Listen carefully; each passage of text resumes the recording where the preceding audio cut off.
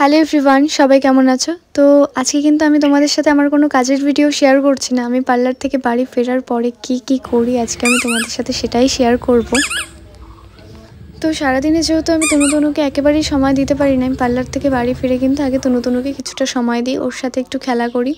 আমার তনুকে যে দেখছো, ও কিন্তু খুব বড় একটা রোগে আক্রান্ত ছিল, এখন অনেকটাও বেটার আছে আগের থেকে।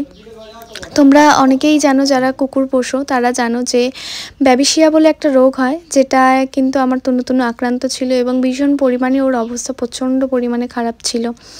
তো ঠিক সময়ে ঠিক মতো ওর চিকিৎসাটা করতে পেরেছিলাম, সঠিক ট্রিটমেন্টটা হয়েছিল বলেই হয়তো আজকে ভগবানের কৃপায় ওকে আমি বাঁচাতে পেরেছি। বাট ওর শরীর কিন্তু মাঝে মাঝে এখনও প্রায়ই খারাপ থাকে, কিন্তু সেই যে স্টেজটা ছিল ওখান থেকে কিন্তু ও আগের থেকে অনেক ভালো আছে। তোমরা সবাই প্রে করো ও যেন সারা সময় যেন সারাটা জীবন যেন ও খুব ভালোভাবেই থাকতে পারে, সুস্থতা আর কি ও যেন থাকে। তো তনুর সাথে খেলাধুলো করার পর কিন্তু আমি চলে যাই রান্নাঘরে গিয়ে দেখি যে ভাত কতটা কি আছে, কারণ রোজ হয় না, মাঝে মাঝে ভাতের কোয়ান্টিটি শেষ কমে গেলে আমাকে তখন ভাত বসাতে হয়।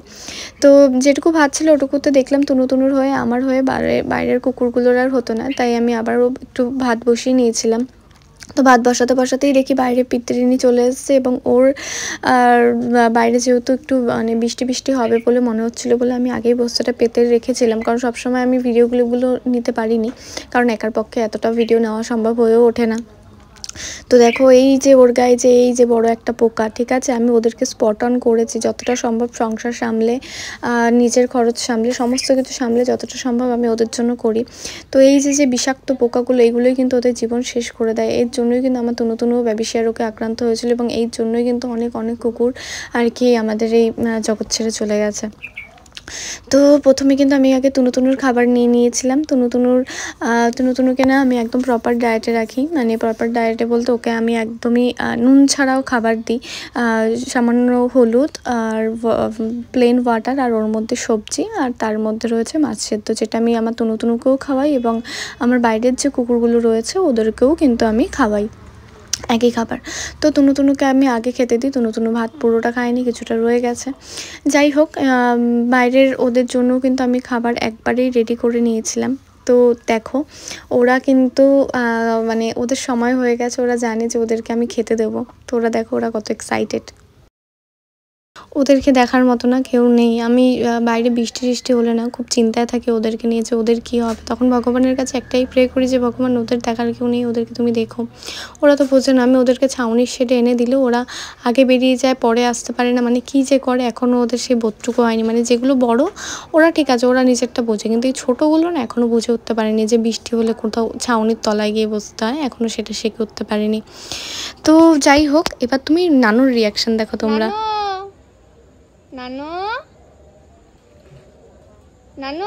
দেখলে ও কি সুন্দর বুঝলো যে আমি ওকেই ডাকলাম। যাই হোক, এখানে জল দিয়েছিলাম খাবার জন্য।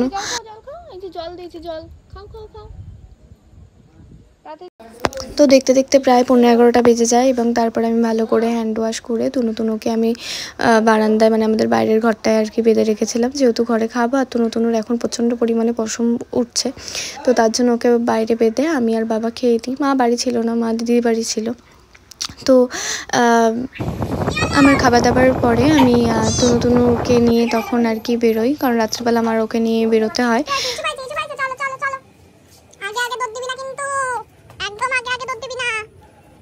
রাস্তায় বেরিয়ে এত লাফালাফি, এত ঝাপাঝাপি, সেই সময় তো আমি ভিডিও নিতে পারিনি, তাই যখন ইস্যু পড়ছিল তখনই আর কি ভিডিওটা নিয়েছিলাম। তো বাড়িতে এসে তারপর ও যেখানে শোয় সেই জায়গাটা রেডি করেছিলাম, মানে আমার ওখানে না, জানলাটা কমপ্লিট না, তো তার জন্য ওখানে আমি প্লাস্টিক দিয়ে তার উপরে কাপড় দিয়ে ওটাকে আর কি ঢেকে দিয়েছিলাম। আর তনুর না একটা অভ্যাস, ও হচ্ছে রাত্রেবেলা খাঁচায় ঘুমায়, মানে ছোটোবেলায় একটা অপারেশন হয়েছিল, যার জন্য ও ওখানে খাঁচায় থেকে ওর অভ্যাস হয়ে গেছিলো। তারপর থেকে না ও খাঁচা ছাড়া একদমই শোয় না, খুব চিল্লায় যদি ওকে আমি খাঁচায় না ঢুকতে দিই। তো খাঁচাটা ওর পুরো সেটেরই, ও ভীষণ সুন্দরভাবে খাঁচায় ওঠে, ও একটা টুল পেতে দেওয়া আছে, খাঁচায় ওঠে, খাঁচার থেকে নামে, তো ওখানে ও নিজে আর কি কমফর্ট। আর এইদিকে ওর যেটুকু খাবার খায়নি সেই খাবারটার মধ্যে আমি একটু মেখে বাইরের কুকুরগুলোকে দিয়ে দিয়েছিলাম। তো তারপরে আমি বাড়িতে এসে আমি আমার ভালো করে হ্যান্ড ওয়াশ করার পর আমি আমার নিজের স্কিন কেয়ার করি। স্কিন কেয়ারের বাদবাকি ভিডিওটুকু আর নিতে পারিনি, একদিন আলাদা করে আমার নাইট স্কিন কেয়ারের তোমাদের সাথে শেয়ার করব। তারপরে ঘরে তালা দেওয়ার পরে আমি ঘরে যাই, নিজের গিয়ে বিছানা করি। আমি নিজের বিছানা করতে করতে এসে দেখি তনু খাঁচায় উঠে গেছে।